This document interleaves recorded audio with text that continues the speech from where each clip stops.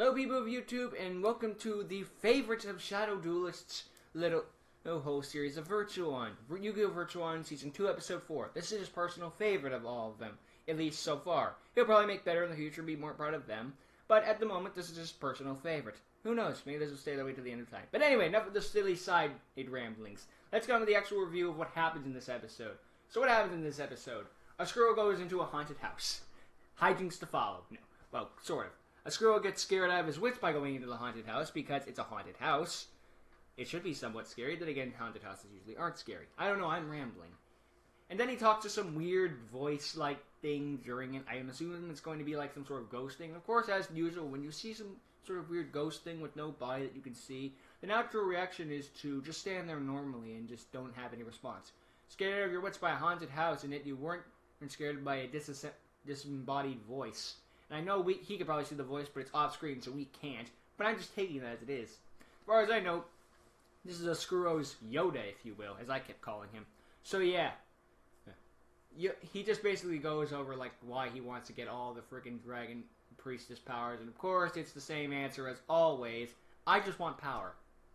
Absolute power corrupts absolutely. So yeah.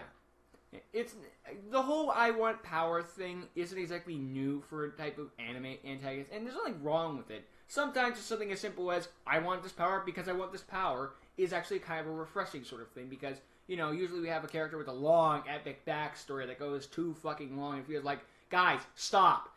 I'm confused now. But at some point it just feels like, could we have it more than just I want power? I know it's because he wants to take over because of, like, the revenge of the Shadow Priests and all that jazz. But it just feels like, could there be a bit more? I don't know what you could do with it personally, but that's just, I don't know. Maybe it's to gear up for this whole evil presence. Oh yeah, I forgot in the last episode, I think. A squirrel was scared by some evil power he sensed. It's of some old foe awakening. So yeah, he's got to look out for that. Also, he assumes it was just nothing, because the squirrel is a bit of an idiot. But yeah. Yeah, he sensed that some sort of weird power is going on, of course, when Darth was doing his whole transformation thing in the food. So, yeah, he's got to look out for that one, considering this is actually a problem, not something you just scoff up like, I'm sure it was just the wind. Ay. Anyway, after that, and of course, we jump right to the duel of Edward versus his despot, or I should now call him I forgot the archetype. God damn it. The deck Sartorius. Yeah, he's playing Arcana Force. No, Sawatari used, or Silvio in Arc 5. Dang it, I forget the freaking name. This is bugging me. I'm gonna hate myself. Underworld Troopers or something like that. Abyss Actress, that was it. It's Abyss Actress. He's using Abyss Actress. Live, everyone, with no editing. You can't tell, can you? Oy, I'm an idiot sometimes. Anyway, now Despot Guy decided to use Abyss Actors because apparently they're the deck that gave him victory, even though all the Despots have been giving him victory so far. Yeah, he's had to put up a fight in a few duels, but you can't really throw away a deck because, it was giving me trouble. People tend to fight back in duels, dude. Like, come on. I know this deck helped you win a championship, so there could be some sentimental attachment and be like, well, this one's just better then. And so I can kind of get behind that logic, but just feels like, dude, you were winning nonstop with the Despots. Why is there a problem now? And that doesn't even make sense considering the fact that you use the Abyss Actors, but the Abyss Actors get their asses handed to them. Like, he makes a couple of decent moves, but other than that, no. Maybe the guy who plays him is actually a bigger fan of Abyss Actors, just like, okay, fine, this is going to be my losing duel. I want to lose this one using my favorite deck or something like that. So I can kind of get behind that. It's sort of logic of just like, okay, if you're going to go out with your faves.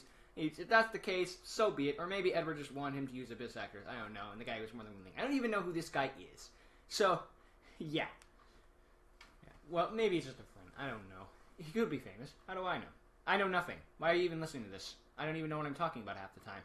Anyway, Edward duels him, Despot Guy, or as I should now call him, Abyss Actor, which I won't be doing because then you'd be confused. Abyss, he friggin' demolishes Abyss Actor, but then Abyss Actor starts to make a comeback ever so slightly because Edward gets down to around 4,000 life points, which means he is totally screwed. But then again, to be fair, Abyss Actor does have like a full-fledged field. So yeah, that could be a bit of a problem when Edward has next to Jack. Fortunately, most people in the series tend to just pass without actually thinking about their moves and being like, maybe I should keep attacking. I don't know. Other than that, then Edward gets a vision thanks to the power of Ivan, who gives Edward a card to use in the duel. In which case, Edward then Link summons Firewall Dragon. And of course, Oscuro, who was watching in the corner, sort of Merrick style in the Battle City duel of Yugi versus Kaiba that everyone remembers. Yeah, he felt the little power go out of him, but he was just like, it was just the wind. Oscuro's a bit of an idiot in this episode, just a little bit of one. Like, you're supposed to be this big threat, but how are you just like, it was probably just the wind? I don't know. It just feels like you should be a bit more paying attention to this, like, oh wait, I want power, and I just felt like I lost power. This should be against my entire character thing. I don't know. And of course, then, again, Edward Link summons Firewall Dragon, and Oscuro's just like, what the fuck? I thought I had Ivan. You were in so much trouble, young man. And then Edward wins with Firewall Dragon, Tempest Attack, and all that jazz. Because I forgot the name of it. And I had to say the name there because I forgot it when I was actually doing the episode, because I'm a genius, as you can all tell. Anyway, at the end of that, Edward wins. He moves on to the finals to face Oscuro, where I'm sure he'll get his ass handed to him, because that's what happens every time anyone faces Oscuro. Or who knows, maybe it's been that long. So maybe we'll see Edward come out victorious. The world will only know by the next episode, which is already released, so I'll be covering it tomorrow as I usually do. So yeah, other than that, I can see what... Oh yeah, one more thing. Red Skull guy from the last episode also says that he's finding out more about this whole evil powers and all that jazz, and then he starts taking off his mask to reveal his true identity. But of course, as per usual, when you start taking off your mask, it cuts to black. So yeah, no reveal yet, but it is a nice follow into the next episode. I'll give them credit for that one. Now I want to see who this guy is. And then, knowing my luck, it'll turn out to be Leslie or something like that. Wait, Leslie, that's... dang it, I did it again!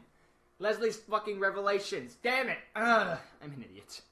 Anyway, I kind of see why this is his personal fave. Like, towards the end of the duel, it does start to get hyped, but around the middle point, just like, okay. Again, I'm not saying this is a bad. I still would give this episode an A overall. But just because, like, after a while, just because, like, you're making moves, and I'm starting to get a little bored. But then it kind of amps up against you. You're just like, okay, I'm paying attention again. So, yeah. Other than that, there's not much going on. Well, there's a lot going on in this episode, but I still think it's worth a watch either way, even though it makes Oscuro look like a total idiot at times. So, yeah. Make of that what you will. But anyway, again, as I said before, I give this one an A, and this is the Great James signing off. See you in episode 5!